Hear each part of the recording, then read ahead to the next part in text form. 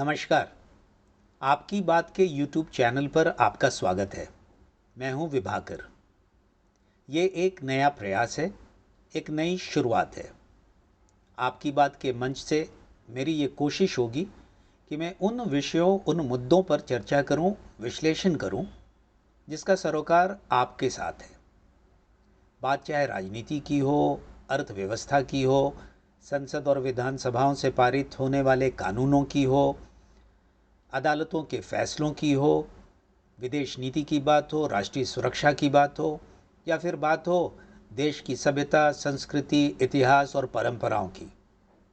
हर विषय पर बात होगी, तथ्यों के आधार पर बात होगी, निष्पक्षता के साथ बात होगी। लेकिन जो भी बात होगी वो बेखौफ, दो टुक और बेबाकी के साथ होगी। बात आपकी होगी, आपके हित की होगी, देश हित में होगी। तो आज शुरुआत करते हैं आपकी बात के पहले एपिसोड का। आज मैं चर्चा करूंगा गुजरात में हो रहे विधानसभा चुनाव को लेकर। जैसा कि आपको मालूम है कि 182 सीटों के गुजरात की विधानसभा के लिए पहले चरण में 89 सीटों पर मतदान हो चुका है। दूसरे चरण के 93 सीटों पर 5 दिसंबर को मतदान होगा और 8 दिसंबर को चुनाव के नतीजे आएंगे। नतीजों के बारे में कयास लगाए जा रहे हैं, कई दावे किए जा रहे हैं। चुनाव के विश्लेषक, ओपिनियन पोल, मीडिया में बैठे हुए हमारे साथी और नेताओं के अलावे, पार्टियों के अलावे हर कोई अपने अपने नज़रिए से दावे कर रहा है। इन दावों के पीछे का सच क्या है? क्या ये दावे सच साबित होंगे, सही होंगे? कितनी उसकी गुंजाइश है? मैं सिर्फ उन बातों का विश्लेषण करूंगा। जैसे एक बात निश्चित तौर पे दिख रही है, जो चर्चा भी हो रही है, कि चुनाव प्रचार, या यूं कहें उसके पहले कि ये चुनाव त्रिकोणीय हो रहा है। इस बार भारतीय जनता पार्टी और कांग्रेस, जो कि आमतौर पे एक दूसरे से चुनावी जंग लड़ते थे गुजरात में, उनके बीच में एक तीसरी पार्टी, आम आदमी पार्टी, भी मैदान में उतरी है। दूसरी बात कि जो 2017 के चुनाव में 3 युवा नेता, हार्दिक पटेल, अल्पेश ठाकोर और जिग्नेश मेवानी, इनमें से 2 पिछली दफ़ा चुनाव लड़े थे और 2 को जीत मिली थी। एक कांग्रेस की तरफ से और एक निर्दलीय कांग्रेस समर्थित अल्पेश ठाकुर और जिग्नेश मेवानी। हार्दिक पटेल, चुनाव के लिए उनके पास उम्र नहीं थी, 25 साल के वो नहीं थे, तो उन्होंने चुनाव में हिस्सा नहीं लिया था। लेकिन इस बार थोड़ा सा दृश्य बदला है। हार्दिक पटेल और अल्पेश ठाकुर ये दोनों बीजेपी में शामिल हो चुके हैं और दोनों इस बार चुनाव के मैदान में हैं। वहीं जिग्नेश मेवानी निर्दलीय लड़ने के बजाय कांग्रेस में शामिल हो चुके हैं और वो फिर इस बार मैदान में उतरे हुए हैं। पिछली दफ़ा जो कुछ मुद्दे चुनावी माहौल में था, उसको दिलचस्प बनाया था, एक बीजेपी को जिसने चुनौती दी थी, इस बार वो मुद्दे नहीं हैं। दरअसल इस बार वैसा कोई मुद्दा, बड़ा मुद्दा नहीं है जिसको लेके बीजेपी को चिंतित होने की आवश्यकता दिखती है। मुद्दे कुछ ऐसे ज़रूर होते जो कि हर चुनाव में होते, और इस बार भी वो मुद्दे हैं। हर विधानसभा में ये बात आती है, राष्ट्रीय स्तर पे भी बात आती है। जैसे मुद्दा हमेशा महंगाई को लेके होता है, मुद्दा हर बार बेरोज़गारी को लेके होता है, क्योंकि ये 2 ऐसे विषय हैं जो हमेशा रहते हैं और हमेशा कुछ लोगों को प्रभावित करते हैं। लेकिन एक मुद्दा, वो भी आज के दिनों में 21वीं शताब्दी की एक सच्चाई के तौर पे आ चुका है और गुजरात में खास करके आ चुका है, वो है विकास का मुद्दा। अब इन मुद्दों के बीच में प्रचार जिस तरीके से हो रहा, जिस तरह की बातें की जा रही, वो दिलचस्प है। सबसे बड़ी बात ये हो रही कि दावे के हिसाब से आम आदमी पार्टी के दावे को अगर हम सबसे पहले बात कर लें तो आम आदमी पार्टी का ये दावा है कि वो सरकार बना रही है। दूसरी तरफ कई विशेषज्ञ, कई ओपिनियन पोल, मीडिया में हमारे जो साथी हैं वो लोग, उनका ये कहना है कि आम आदमी पार्टी शायद सरकार तो नहीं बना रही, वो इस मामले में सभी एकमत है कि सरकार तो नहीं बन रही, लेकिन उनका ये कहना है कि कुछ लोगों का कहना है कि आम आदमी पार्टी दूसरे सबसे बड़े दल के तौर पे उभर के आ सकती है। ये अपने आप में एक चौंकाने वाली बात है। कितनी सच्चाई है ये तो नतीजे आने के बाद सब किसी को मालूम होगा, लेकिन जो मेरा थोड़ा बहुत गुजरात के राजनीति, चुनावी इतिहास के बारे में जानकारी है और उसका जो मैंने विश्लेषण किया है, ये उतना आसान नहीं दिखता जितना कि बताया जा रहा है। उसकी संभावना मुझको नहीं दिखती है और उसका कारण है, वो दूसरी पार्टी तभी बन सकती, पहली पार्टी तो बन नहीं रही है, ये तो हर कोई मानता है। दूसरी पार्टी वो तभी बन सकती जबकि कांग्रेस बिल्कुल ही सिमट जाए। तो यहाँ पर मैं ये बताना चाहूँगा और आप सबों से वो ये बताऊँगा कि एक बार हमें गुजरात के चुनावी इतिहास पर, खास करके विधानसभा चुनाव के इतिहास पर ज़रूर नज़र डालनी चाहिए किसी भी नतीजे पे, किसी भी निष्कर्ष पे पहुँचने से पहले। गुजरात राज्य जो है वो 1960 1 मई को बना था, गठन हुआ था उसका बॉम्बे स्टेट से अलग करके, और उस नए राज्य का पहला विधानसभा चुनाव 1962 में हुआ। 1962 से लेकर 1985 तक जितने भी चुनाव हुए, उन सभी चुनावों में कांग्रेस पार्टी सबसे बड़ी पार्टी के तौर पे रही, और एक अपवाद अगर छोड़ दें 1975 का, तो हर बार उसकी सरकार बनी। 1975 में जनता मोर्चा विपक्षी दलों का एक समूह, जिसमें कांग्रेस ओ, भारतीय जनसंघ, भारतीय लोकदल, सोशलिस्ट पार्टी जैसे और कई पार्टियों ने मिलकर वहाँ पे चुनाव लड़ा था और एक सबसे बड़े गुट के तौर पे 86 सीटें लेकर आई थी। लेकिन कांग्रेस अकेले दम पर 75 सीटों पे जीत दर्ज की थी।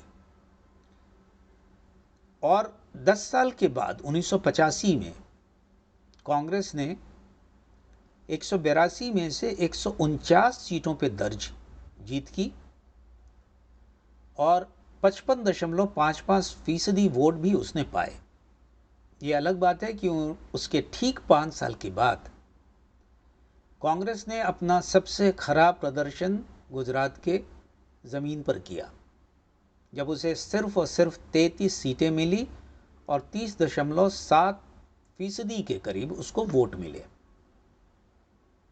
सबसे खराब प्रदर्शन होने पर भी 30.7% वोट, और 2017 में 77 सीटें और 41.4% वोट।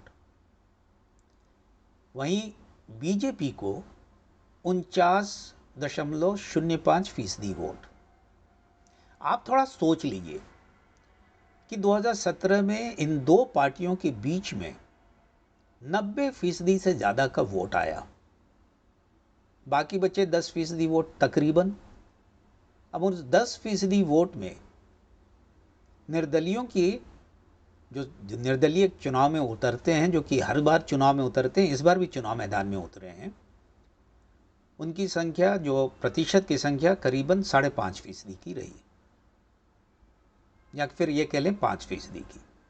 और छोटे मोटे जो दल होते, जैसे भारतीय ट्राइबल पार्टी है, नेशनलिस्ट कांग्रेस पार्टी है, जनता दल यूनाइटेड है, इस तरह से जो पार्टियां मैदान में उतरती हैं, हर बार मैदान में उतरती हैं, इस बार भी मैदान में उतरी हुई हैं, उनको भी कुछ प्रतिशत वोट मिलता है।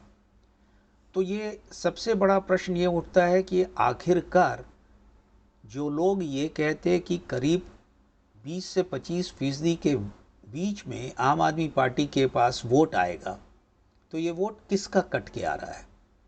क्या सभी निर्दलियों का वोट उनके पास आ रहा है, जो निर्दलियों के खाते कोई वोट नहीं आएगा?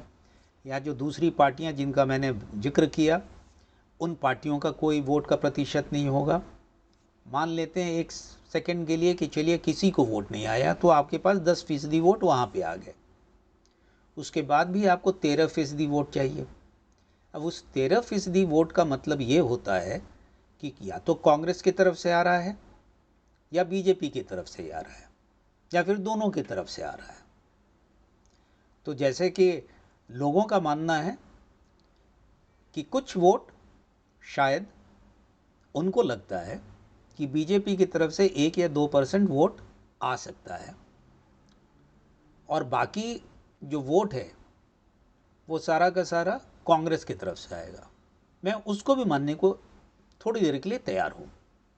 तो 11% वोट कांग्रेस से निकल गया, तो कांग्रेस के पास वोट हो गए 30%। बीजेपी से 2% वोट निकल गया, तो बीजेपी के पास हो गया 47%। और 10% वोट जो आपको पहले से मिल चुका, तो भी 23, 30 और 47। अब इसमें ऐसी सूरत में कितनी सीटें आने की गुंजाइश दिखती है? अगर सभी सीटों पे इसी तरीके से मतदान होगा, यही वोट प्रतिशत होगा, तो खाते में एक भी सीट नहीं आती।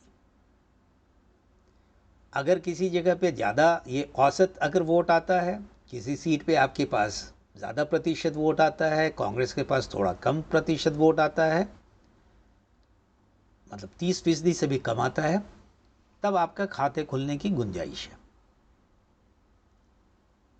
तो ये जो आंकड़ों का जो खेल है, इसको समझने की आवश्यकता है। मैं इससे कहीं इनकार नहीं कर रहा कि कुछ सीटों पर आम आदमी पार्टी शायद जीत दर्ज कर सके, लेकिन पूरे राज्य में मेरा ये मानना है, और नतीजे जब आएंगे तो वो सब किसी को जानने को मिलेगा। मेरा ये सिर्फ आकलन है, मैं निश्चित तौर से तो कोई भी आदमी नहीं कह सकता। लोगों ने एक चरण में लोगों ने वोट डाल दिया है, दूसरे चरण में अभी उनको वोट डालना भी है। लेकिन मेरा एक अनुमान है, जो कुछ भी छोटी मोटी जानकारी मेरे पास है, जितना कुछ भी मैंने जाना है, पढ़ा है गुजरात की राजनीति के बारे में, वहाँ के चुनावी जो इतिहास है उसका जो मैंने विश्लेषण किया है पिछले कई वर्षों से, उसके आधार पे मैं ये कह सकता हूँ कि आम आदमी पार्टी शायद 10% वोट का आंकड़ा भी नहीं छू पाए।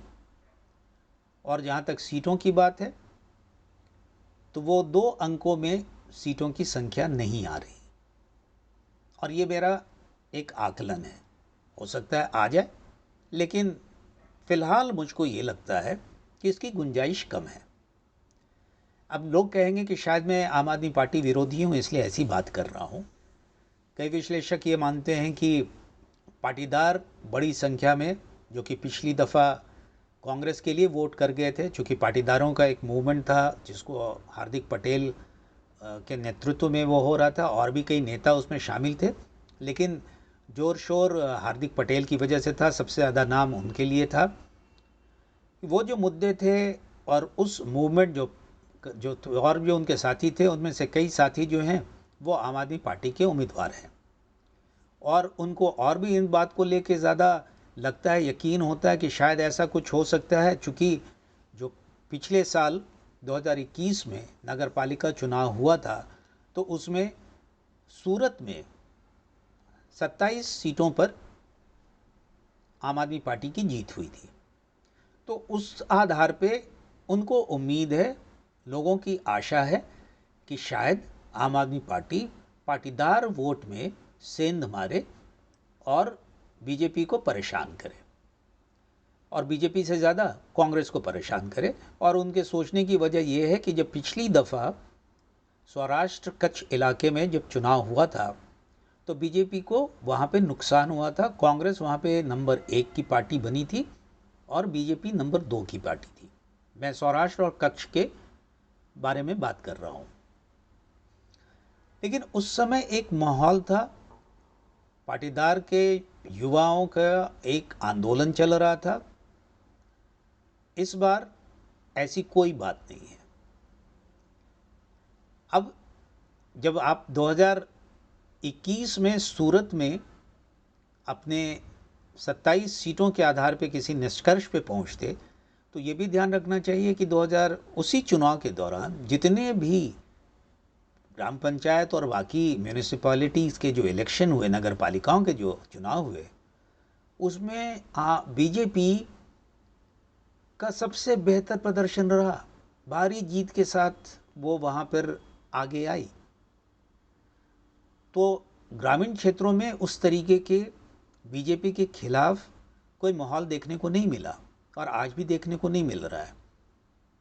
और ये बात मैं इस आधार पे कह रहा हूँ कि 2012 के चुनाव अगर आपको याद हो तो केशव भाई पटेल जो कि बीजेपी के बड़े दिग्गज नेता थे, 1990 में जब चिमन भाई पटेल के नेतृत्व में जनता दल की सरकार बनी थी तो उस सरकार में बीजेपी शामिल हुई थी और उप मुख्यमंत्री के तौर पे केशव भाई पटेल आए थे और 1995 में फिर वो मुख्यमंत्री के तौर पे रहे।